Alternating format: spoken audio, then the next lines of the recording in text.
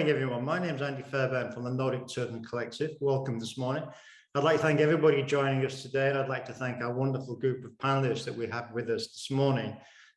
We're delighted to be joined by a wonderful group of people handpicked from across the Nordic and Baltic regions, from Greenland in the far west, right through to and as far as Lithuania in the east. And we're here to talk about the importance and the preservation of cultural heritage. So I'm going to introduce everyone very quickly, and everyone can just give us a little wave to show everybody who you are. Today with us we have Nigel Fell, President and CEO of the World Tourism Association for Culture and Heritage. Good morning, Nigel. He's the only man on the panel, so that he's easy to identify. Morning, morning. We have Stina Selma Anderson, who is founder of Sustain Consult in Greenland. Good morning, Stina. We have Susanna Markkola, Manager of Regional Partnerships and Cultural Tourism at Visit Finland. Good morning, Susanna. We have Ausra Grisete. How was that? Was that any good? Who is Team Lead, Product Development and Infrastructure at Lithuania Travel. Good morning, Ausra. And we have Gunvild Sesmere, founder and owner of Art Hotel Tornedalen and Konsthall Tornedalen in Sweden. Good morning, Gunhild.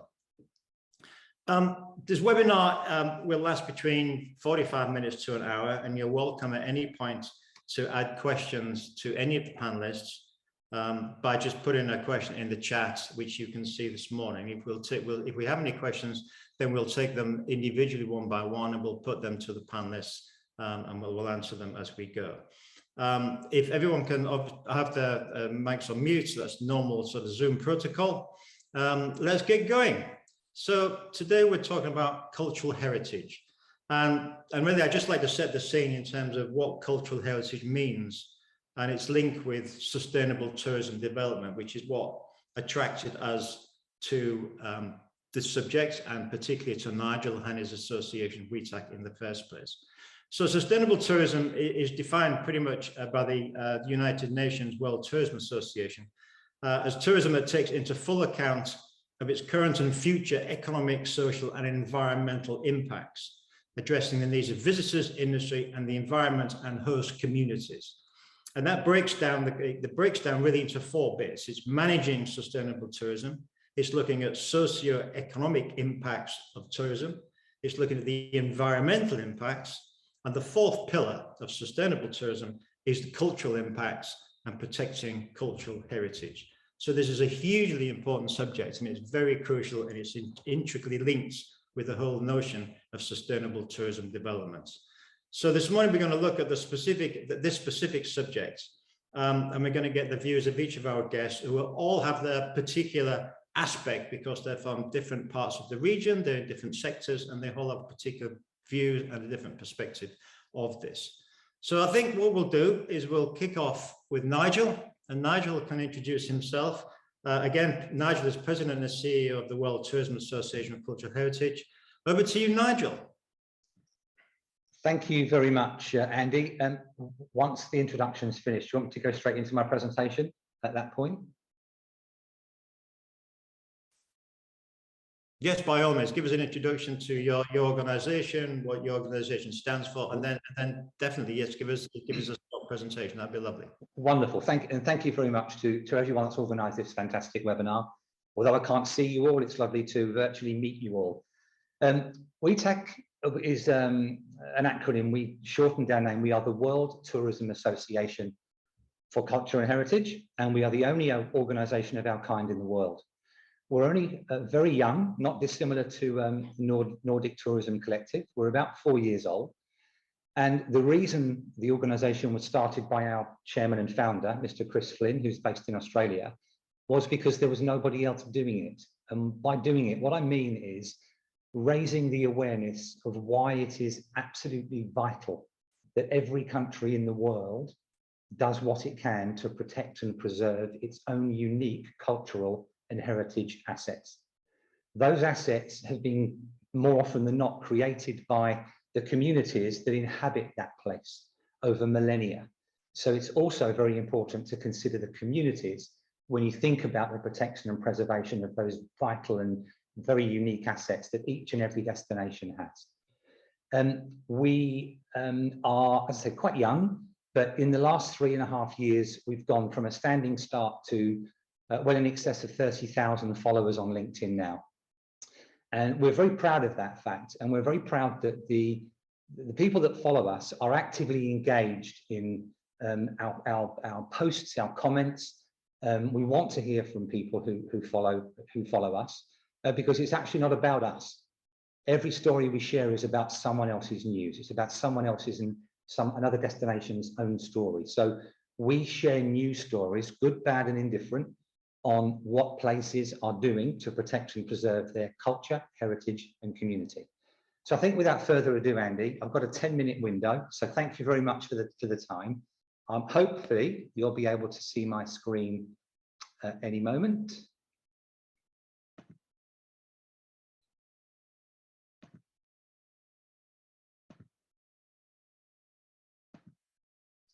Okay, can you see that, Andy? Is that all okay?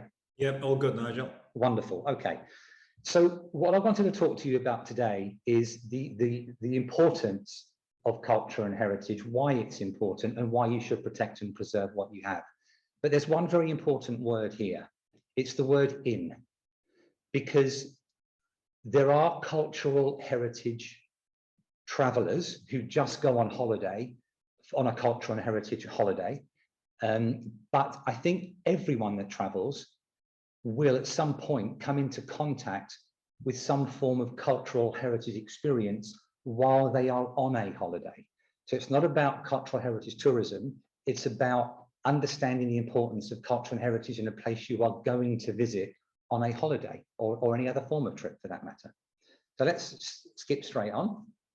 Hopefully we've interspersed this with lovely images of different parts of the world just to really hammer home the point that the countries are really very unique in the assets that they have. So who are WTACH and how we help? Okay, WTACH is an association, many call us an NGO, and we provide expertise to governments, tourist boards, DMOs, educational establishments, and that's really very important, and we'll come on to that a bit later, donor agencies, other NGOs and tourism stakeholders. And a really important point and takeaway from here is we include very much so in that local communities. And we work with all of those different entities to identify, create, implement and manage the following. Bespoke tourism strategies. Now, every destination in the world, and even developing countries, have a destination development strategy. It could be 3, 5, usually it's 10 years. But culture and heritage is very rarely taken into consideration when that strategy is brought into being and then implemented. So we want to change that. So policies that are created have to be adaptable. And what's very important is there need to be clear and achievable goals. And how do we do that? Well, most policies and plans are written by academics for academics. When you try and pass that news on to the private sector who actually have to implement those strategies, the language that is used can be very confusing and is not necessarily well understood. So we help bridge the gap between academia and industry by making it easier to understand the policy and therefore implement it and hopefully make it a success. We're very proud of our Knowledge Hub. I personally am very keen on ongoing education, training, and very much want to ensure upskilling programs are in place right across the world for everybody. We also organise events, global events, regional events, and national events. We obviously attend webinars such as this, but we also do, now COVID's drifting off into the ether a little. We also organise and attend these events globally. Okay, so what's our overall mission? Our overall mission is to raise awareness and provide solutions to protect and preserve cultural heritage assets and their respective communities. Our industry needs to start thinking differently about how it does things. Why?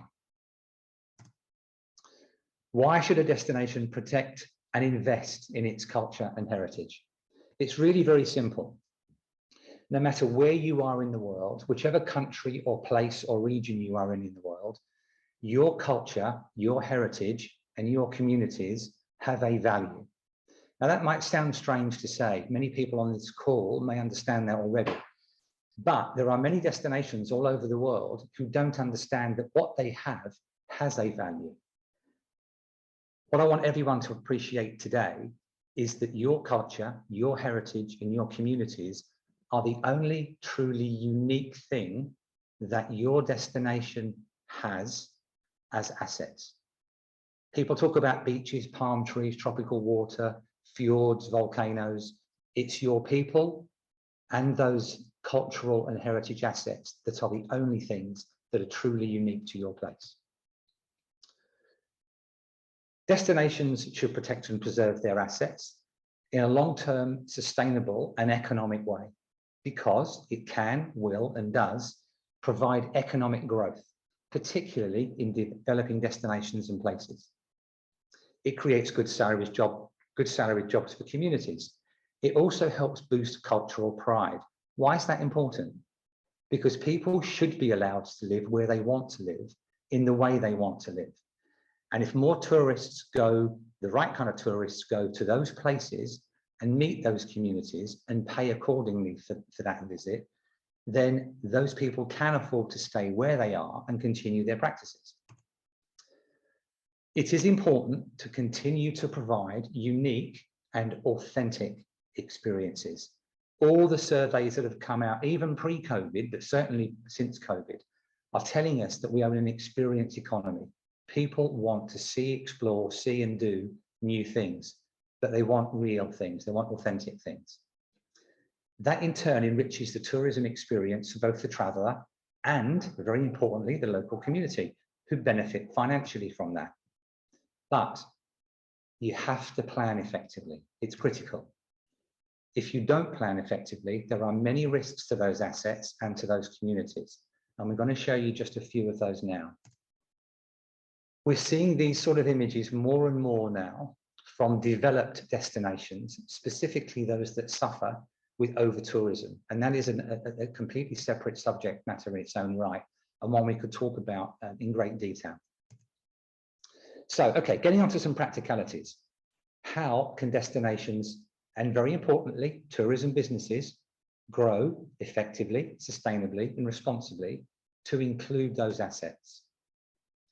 You have to create long-term strategies, but they need to be adaptable so they can be changed if shocks happen to global conditions. There needs to be greater government, industry, and community engagement and collaboration. I'm not shocked and stunned anymore. I assume that governments, the public and private sector, and even the public sector, it talks to its own entities and its own departments, and they don't. So it's really important to collaborate. It needs to be a public and a private engagement and collaboration. And there are things you can do about making that more effective. It's important to research well and share that information widely so everybody understands it. So you remember at the beginning of the conversation, it was about bridging the gap between academia and business. This is one of those examples. Share that information and share it more widely so more people are aware of where you are trying to get to. Continue to create unique but authentic experiences, products and services. Dispersing visitors throughout the destination is also another way, one, to remove overcrowding and over-tourism, but it also gives the passenger, the traveller, a wonderful and deeper experience of that place. Even if you travel half an hour outside a major capital city and go and see something wonderfully local and authentic. Another critical element, for many, many years, local communities have never really been truly rewarded the financial value for the product and service they provide. So it is really important that whenever any revenue is generated, there must be equitable, fair distribution of those visitor revenues. It shouldn't be about all big businesses retaining large amounts of revenue. You need to share that revenue. Communities need to benefit. And of course, you need to reach consumers with the right messaging. If you're a destination, the government or a tourist board, even a business, you need to share with them why it's important that people come to see you and your cultural heritage and assets. So you've got to make sure the messaging is right. Tourism should be, and we hope will be, the protector of those cultural heritage assets and communities such as these. I want to know that these type of people can continue to do what they do to create a wonderful income, but also provide us with a truly unique experience. Here are some practical activities destinations should consider. 1, a carrying capacity study. What does that mean? It's a piece of work that tells a destination how many travelers, tourists you can take before you break. Now, a number of conversations we've had recently with different governments all over the world, we only get to hear from governments once over tourism has become a very big problem for those places. So it's important that even if you're a destination that doesn't think you have over tourism or that you can manage it, do a carrying capacity study sooner rather than later. Once you have a problem, it takes many more years to change and alter that impact. Try and put a program or a study in place before it happens. Really important. Prevention is better than cure. 2, revenue capture analysis. Why is that important? Do destinations truly understand where every single tourism dollar that comes in actually goes to and who benefits from it? One perfect example is Venice. Venice decided it would be wonderful to have lots of very large cruise ships docking at Grand Canal because there will be hundreds of thousands of tourists getting off spending lots of money.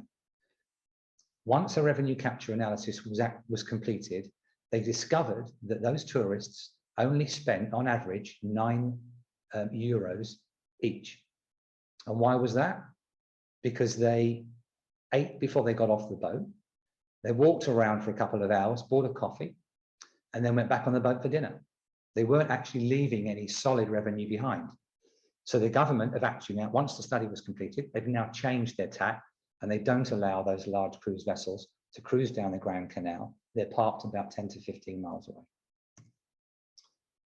Education, training, upskilling, and knowledge sharing are courses we have developed for governments and tourist boards at every level, tourism businesses, you can see some of those in the brackets, NGOs, local communities. We love working with people on the ground in local communities to help them understand the true value they are worth. And wonderful for me, our educational establishments. They are the future of our tourism industry. Teach the young while they're young about what truly matters, because they are our future generations. Thank you. Thank you, Nigel. If you can, yep, stop sharing the screen, that's great. Thank you very much. A few things though, we will talk about cruising, that's a whole nother webinar. But I think, to me, it sort of makes common sense, really, because you're protecting the very thing which makes destinations so special in the first place. And it doesn't matter about whether you have over tourism or not over tourism. If you start degrading those assets, if you start degrading those destinations, not only are you despoiling the actual destinations themselves, but you're actually making them unattractive and people won't visit them. So it's a crazy situation, but it just seems like basic common sense to me. But thank you very much for that. I do have some further questions, but I'm conscious of the time, so I do want to go around the table and just get the perspectives from some of our panelists here today and see what they think, and see how they approach the subject, how they consider this as a topic which they are either discussing or talking about, or what their views are. So I'd like to start with Susanna, if that's possible. Susanna Markolo, who's manager of regional partnerships on cultural tourism at Visit Finland. Susanna, good morning. I assume good morning. I assume this is something you do, and I assume this is something you're very conscious of, and I'm sure within Business Finland, Visit Finland, I'm sure this is something which is very, very high on your agenda. Sorry, now the voice broke down a little bit, so I didn't catch. Sorry. I imagine the whole preservation of culture and the looking after the cultural heritage of Finland is something which is already very much high on your agenda. It's very much part of what you do as an organization. Yes, that's true. I have been working with the cultural tourism since 2014, and now it's really the couple of last years have been very tense work with, especially with cultural heritage, and there has happened a lot. For instance, this Sustainable Travel Finland program that Visit Finland started a couple of years ago, it takes notice on all the aspects of sustainability and responsibility. So also the social and cultural sustainability.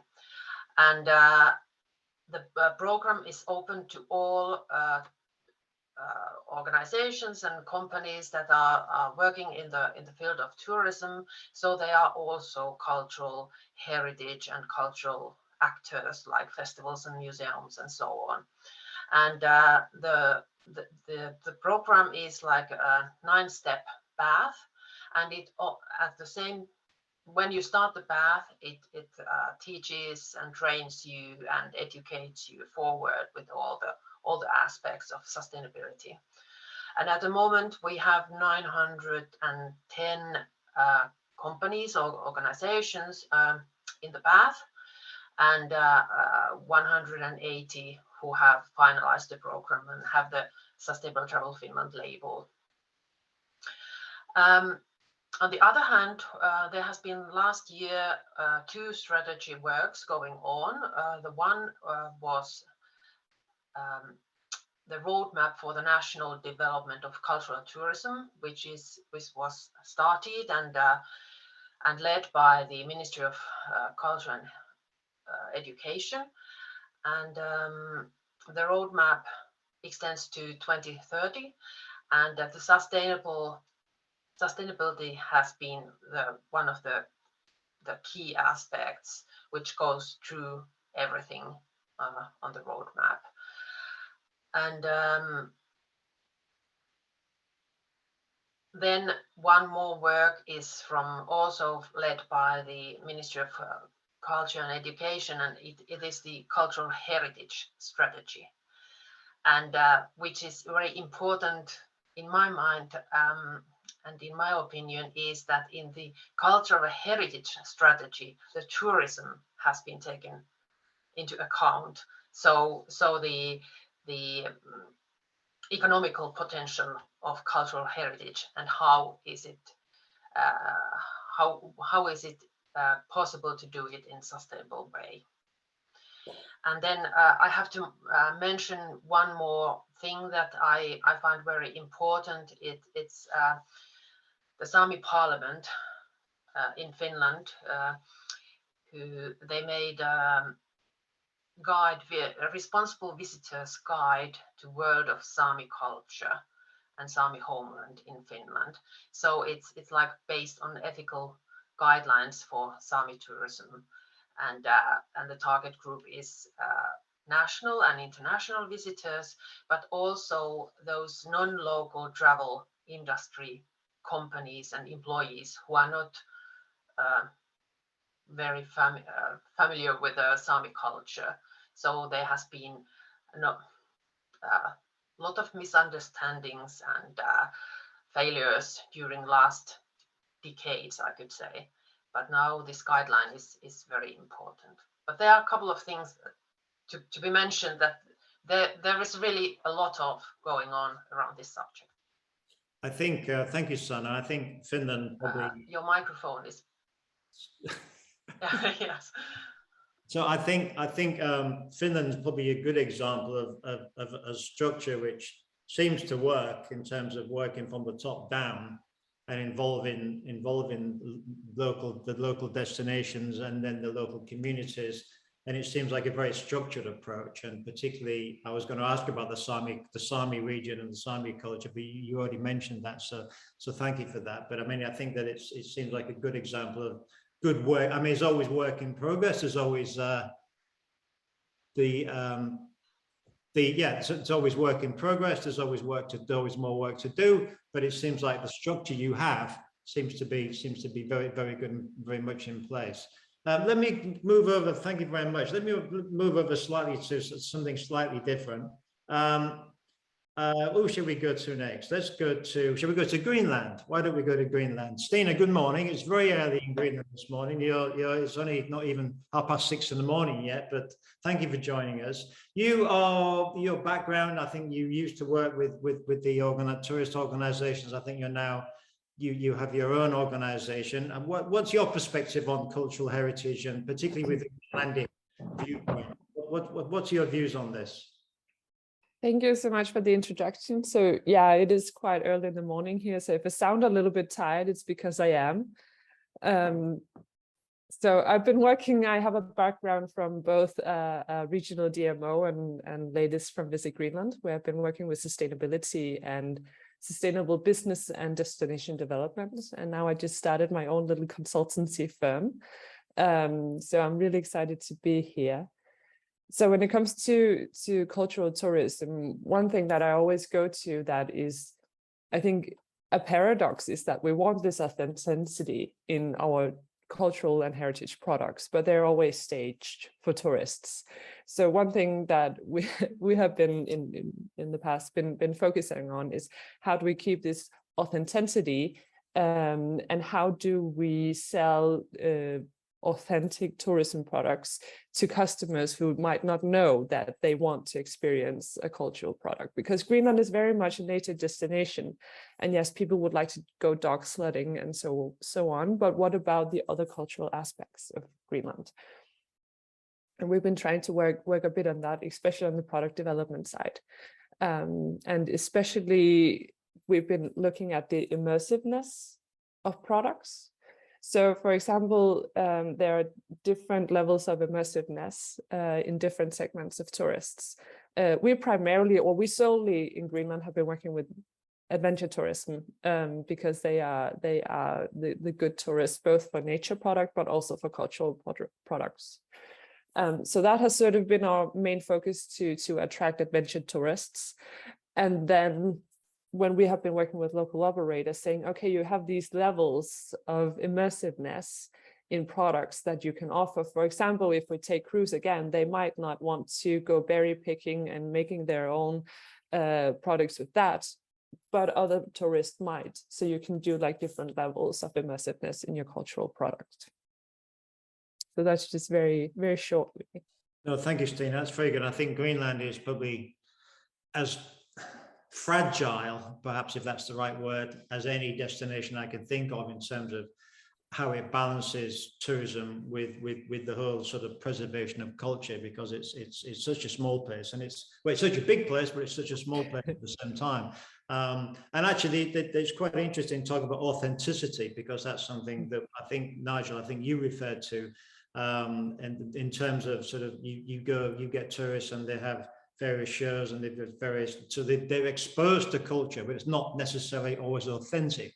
And some of the gifts that they take away, or some of the items that they see, or some of the art or whatever it might be that they look at, is actually not actually made locally. It's actually made somewhere else. And I think it's maintaining that authenticity, which is really, really, really, really important. And again, involving the local, the more it remains local, the more the revenue stays local, and it's good for everybody all around. So talking about art, that brings us very, very, very swiftly to Gunhild. Now, Gunhild, good morning. You tell us what you do, and tell us, give us a background, because I'm not going to explain it. So you do the explanation yourself. Good morning. Thank you very much for the invitation. And my point of view is really local, as I work as practice in hospitality industry, right, art hotel, and also, and as born and raised in Tornedalen in a multicultural minority region with Sami, Finnish and Swedish people. And we have our own language, meänkieli, which is my mother tongue. And English is something I have to speak. For my own meänkieli. And we try really hard to preserve our language as it's part of the cultural heritage in Tornedalen. It's a very crucial part, actually. And I've always been aware of the importance of cultural heritage and its influence of my life and identity, of course, because of this minority region where I was born. So questions about cultural heritage have always been my companion, I would say. But I worked as a gallery director and cultural entrepreneur during my professional life. And thanks to the knowledge and experience that culture plays a big role, a large role in people's lives and everyday life. That is really my experience from practicing as a gallery director. And this, all this background gave me courage and strength. And I was confident to be very successful in my vision to create Konsthall Tornedalen and Art Hotel. And we don't want to translate neither Konsthall or Tornedalen, because if we say Tornedalen, I tried once to translate it. Sometimes I can see this, Torne Valley, for example, but I noticed on Google, there are so many Torne Valleys all over the world, but there is only one Tornedalen, and that is here at the border to Finland. And Konsthall, it's like in German, we say Konsthalle. It's when we say gallery, it's a misunderstanding. It's something more commercial if we say gallery. But Konsthall is not for profit, a public space for art. So when I started my operations in Tornedalen, it was obvious to start with a motto, dig where you stand, and to make use of what is already there. Why invent it? Why start from scratch when there are many of houses staying empty? And it started when I returned to my childhood village after 40 years.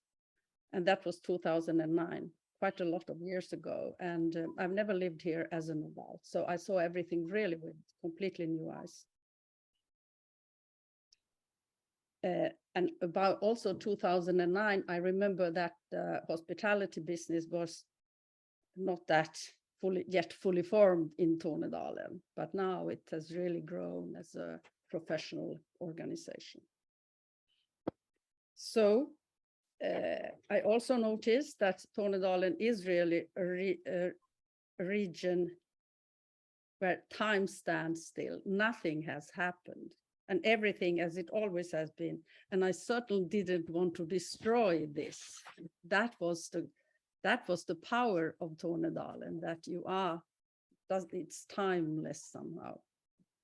So I really saw it, the untouched and unique, and thought that Tornedalen and my people deserves a place on the world map. People don't know where Tornedalen is. They've never heard about it. It's a very special part of Sweden.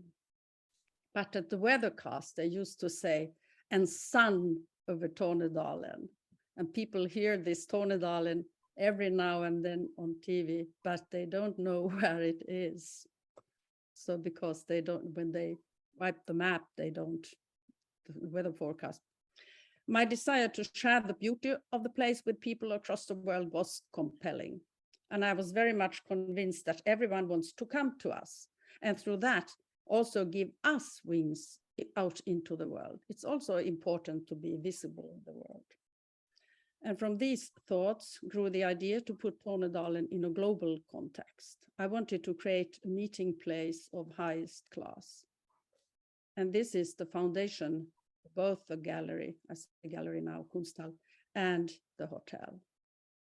So, and also I used myself as a reference when I created Art Hotel, and started from how I would like to live when I travel. So at that time, I had no experience whatsoever about the hospitality industry. But now we know that all aspects on cultural heritage are important when visitors choose destinations. I've noticed that from our guests. And Artotel is up and running since 2013. So next year we celebrate 10 years. We have 10 years celebration. But an Artotel is absolutely anything but spectacular. It is a regular accommodation although in premium class in an authentic village environment, but filled with art from my private collection, from my background as gallery director. Did I say that I worked as a gallery director? Yes, I did. Good. Thank you very much. I think it's interesting. I think and we'll come on to this, and I'm going to ask people various questions, and I think Nigel, you probably can answer this as well. If this is a balance between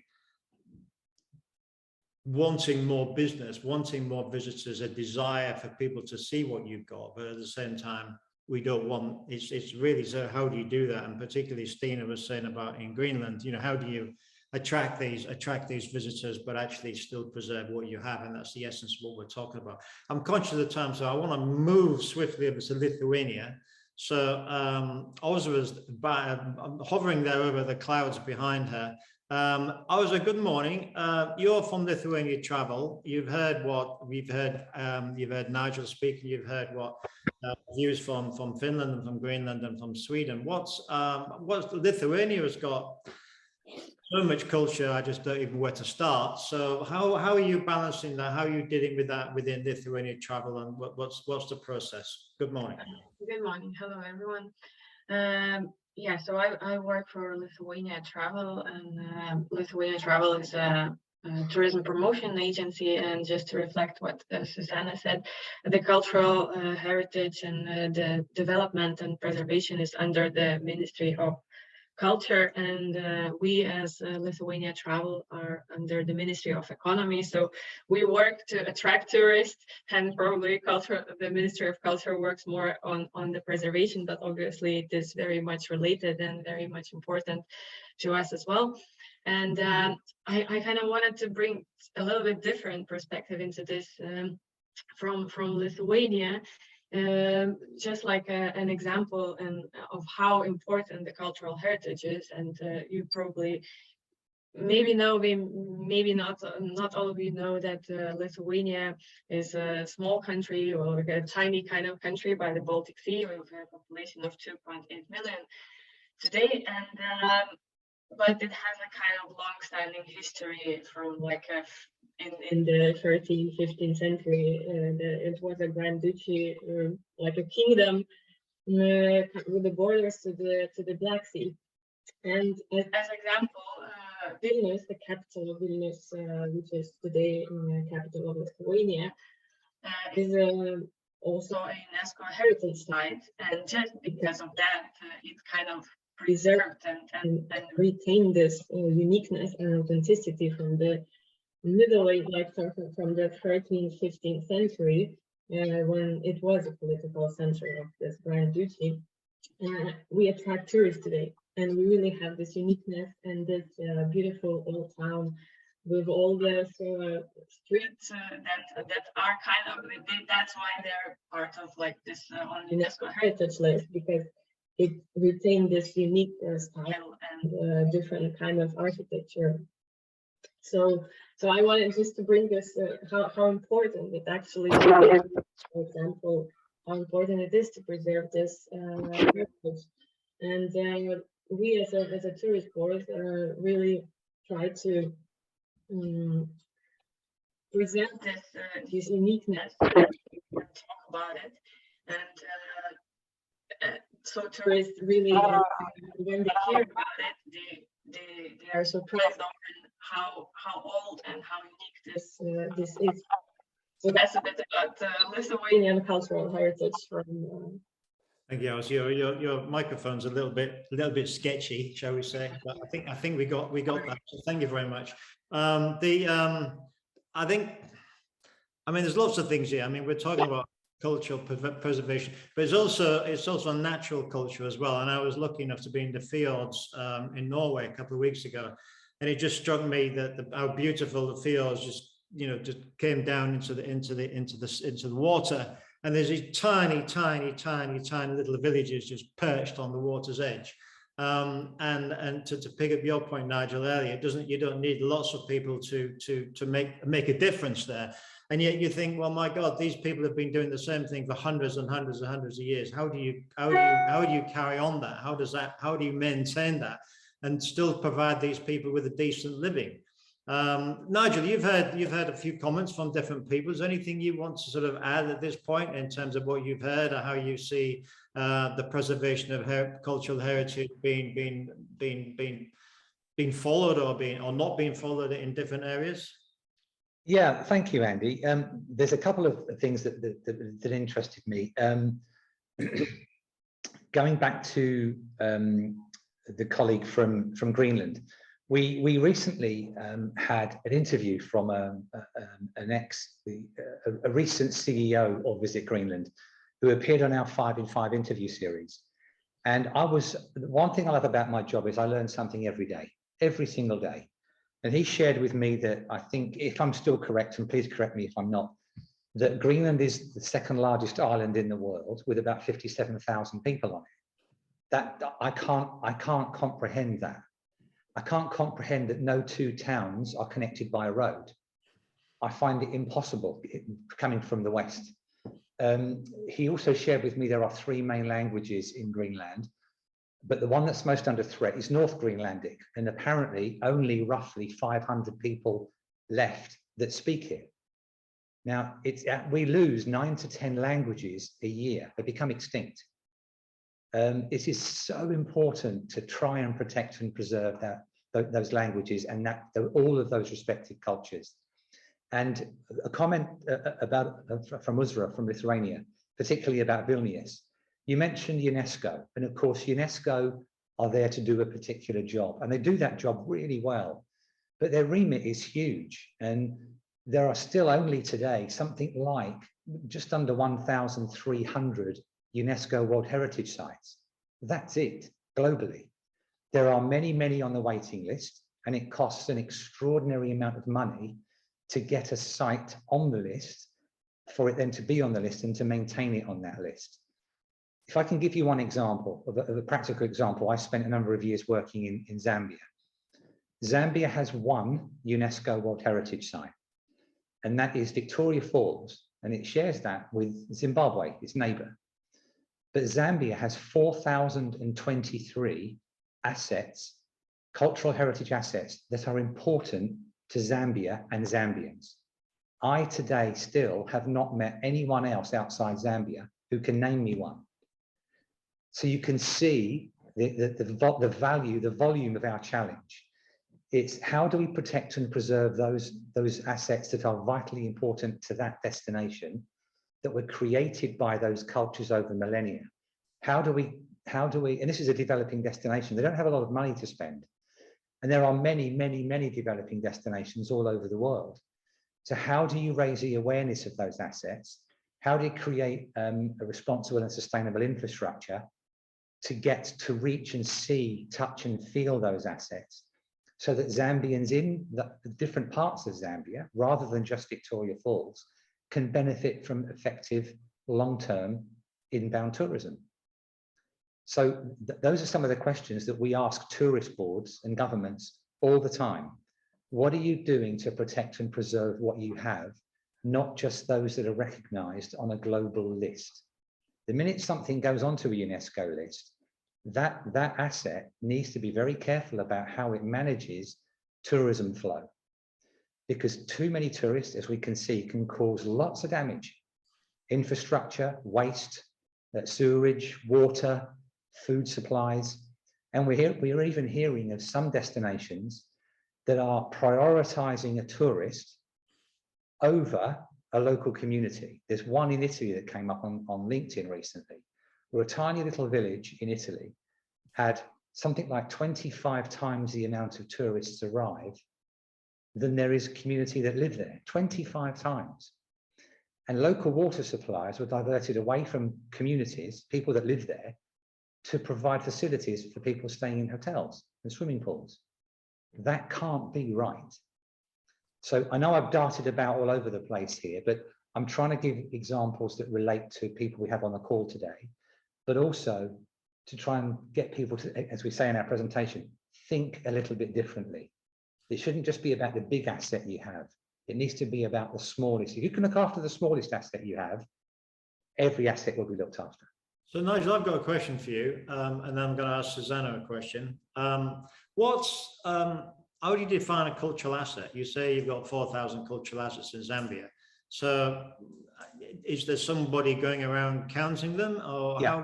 how does it work? I mean, how many I mean, are there a number? So if I went to Lithuania, for example, would you say there's 3,500 in Lithuania, or how does that work? Well, most governments have a minister, a government minister that is responsible as part of their portfolio for culture. Most destinations, when they create a destination development strategy, have to understand what assets they have within their own country. So many of them, not all, but many countries, certainly in developed countries, should have a directory or a list of all of those assets they believe are, I use the word asset a lot, but it's truly what it is. What makes that thing unique? Where is it? What is it? What value could you put on that asset? Is it worthwhile people coming to see that asset? Because don't forget, you've got to create infrastructure to get to see that asset. So the short answer is most governments will have a minister that is responsible under a portfolio for culture. We've heard from the lovely colleague from Finland, who's the tourist board has a remit and someone's responsible for culture, but that usually comes as part of the government policy. So yes, there are government ministers responsible for culture. Okay. I'm not saying they are the right ministers or they know what to do once they're in the post. That's another problem. But that's what we say about training, education, and upskilling. Governments also need upskilling. You need to educate or share knowledge with a tourism minister who knows nothing about tourism. Why is it important? Why should you value what you have? And look what it can mean to your destination if you do it well and do it right, sustainably and responsibly over the long term. Yeah, I think that's a whole other subject. That's another webinar. It is indeed. Governments and their responsibilities and their understanding of tourism. We could go on for a long time. I'm sitting in London, and that's probably the worst example you can think of. But anyway, Susanna, just a quick question about tourism. Obviously, during COVID and everything, you had there was very few international travelers, if any, and so most of the tourism was domestic. Is that something in terms of is that an important part of what you do in terms of also making sure that the culture of Finland is also available to the Finns, for example? So rather than saying this is attractive just to foreigners, is it also something which you take into consideration when you're talking about traveling within Finland by Finns traveling from Helsinki up to Lapland, for example? Is that something that you talk about and you debate? Well, when we are talking about Visit Finland, so our task is to promote Finland and tourism in Finland internationally. Okay. So that's the main work we do, but I really believe that all the work we do in the tourism business for the international visitors, that serves also the national tourists level. So there is a lot of work to be done, and for instance, like I took part to the roadmap work that we did to the cultural tourism in Finland. So my point of view came from the international side, but the ministry had, and there were also a lot of other stakeholders that looked especially the national level. So it's done on the both sides, and the work is like the work benefits all at some point. It has to be important for everybody, because I think using Finland as an example, showing Finns the beauty and the culture that Finland has to Finns is almost as important as showing the beauty that Finland has to international. Yes, because then if we think that a lot of visitors come to country because of their connections to the local people, and if the local people know the cultural assets, they probably present them to their guests. So it's also this way. And of course, nothing so bad, that's something good. So COVID made us to travel more in our own land, and people remembered again that, oh, we have these wonderful places. So yeah, that's something good.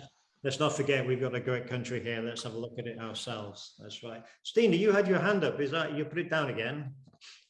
No, I just had a comment to what Nigel said about the tourism assets. And in Greenland, we have a really good collaboration with the National Museum, who maps out different heritage sites across Greenland. I think what they talked about is that there are over 650 like historical sites that are in no way protected from tourists, because I think that's actually kind of an important part of this as well, that when we talk about historical like physical assets, that they can very quickly be destroyed by tourists, and by tourists who doesn't understand that if they find something in nature, for example, they have to actually hand it into the National Museum by law, or if they take it home in customs, they will actually be charged a fine.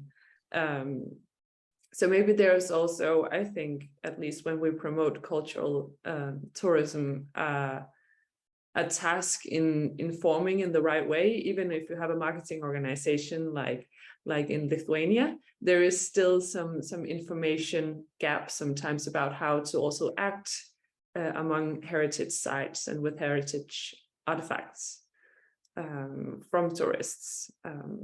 And another point I think that's sometimes important when we talk about cultural tourism as well is that modern culture is also a part of culture and heritage.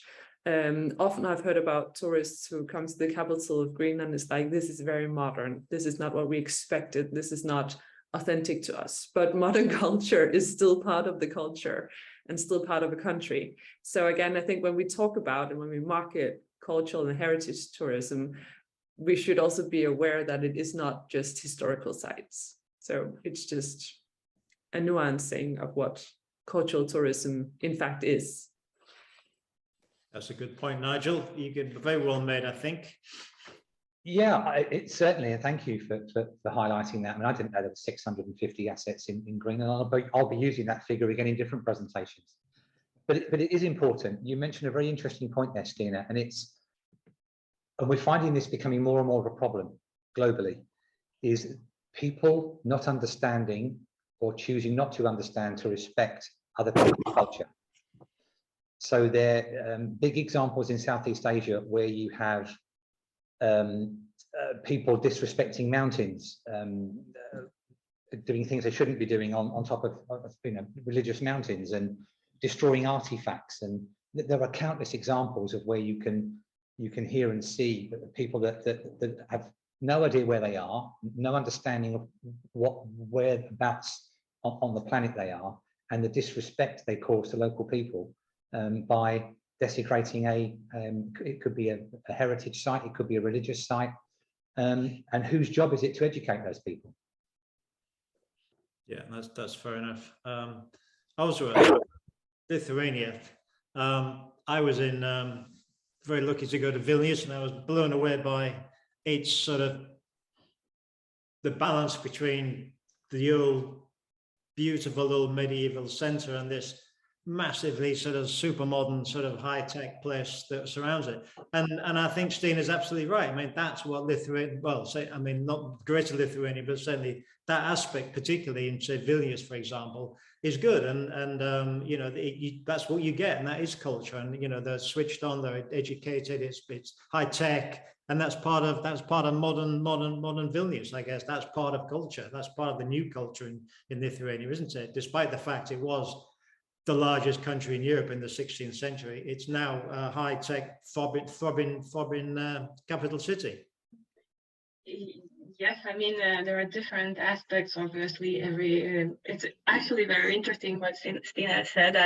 It really kind of made me think also, you know, how do we incorporate this modern culture? Because it's also the case that that we even the Minister of Culture, actually, I wasn't part of that discussion, but there was a discussion that obviously we have like every country long-standing history and historical sides, but also today we create this something like the culture we create today, the life and the modern culture and what it is and how we present it and what we are today.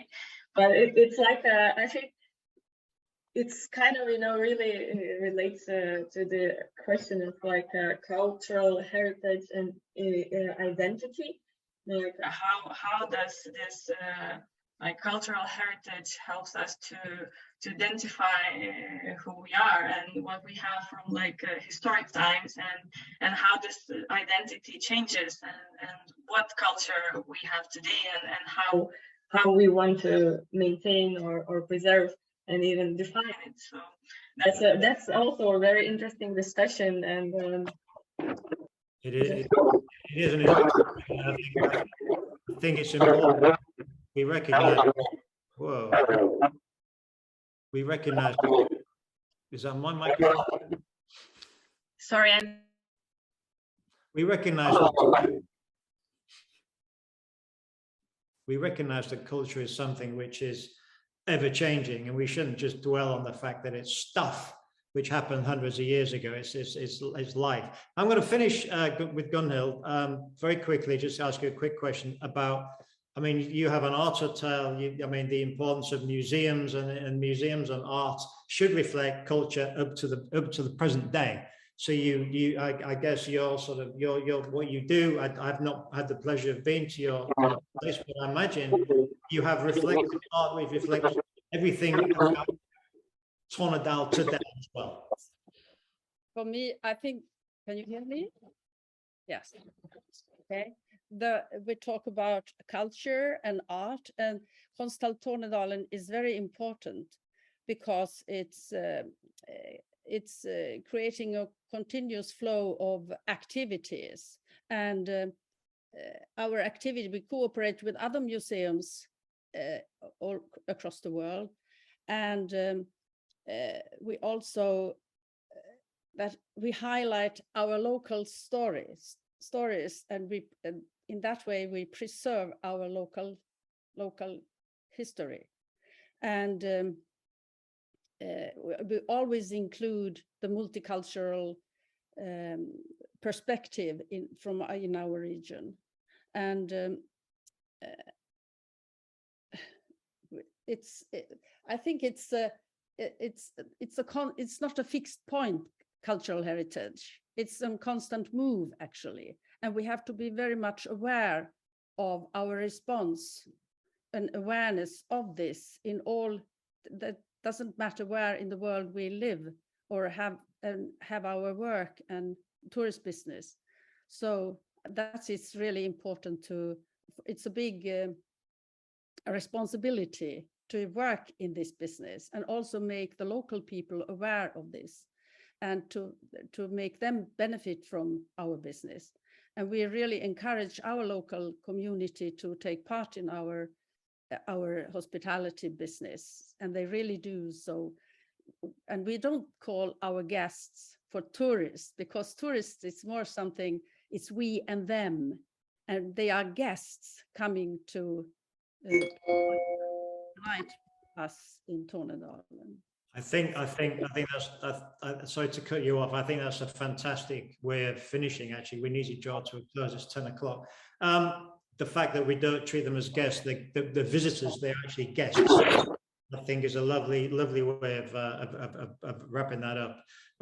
It is 10 o'clock. We do need to wrap up this webinar. I'm so delighted with everybody that's been on today, and thanks to the contributions from Nigel, from Stina, from Susanna, from Azra, and from Gunhild, and I do appreciate your time very much indeed. Thanks also very much to ETOA, who actually hosted this on their platform, so thanks for their work behind the scenes. And really, this is an open debate which could go on for hours and hours and weeks and months and months, and I think if anyone has got any issues, any questions, or any desire to know more about the importance of cultural heritage and the preservation of cultural heritage, either on its own or within the context of sustainable tourism, then please either get in touch with myself at the Nordic Tourism Collective or get in touch directly with Nigel at WTACH. We will be sharing this video on our website, and we'll be putting on LinkedIn as well. But I'd just like to thank everybody who participated today. Good morning, and thank you very much. And thanks to everyone who joined us from far afield. I have no idea where you are, but you're more than welcome, and thank you very much indeed. So on that point, I'd like to thank everyone, and thank you very much, and I'll see you all very soon. Thank you.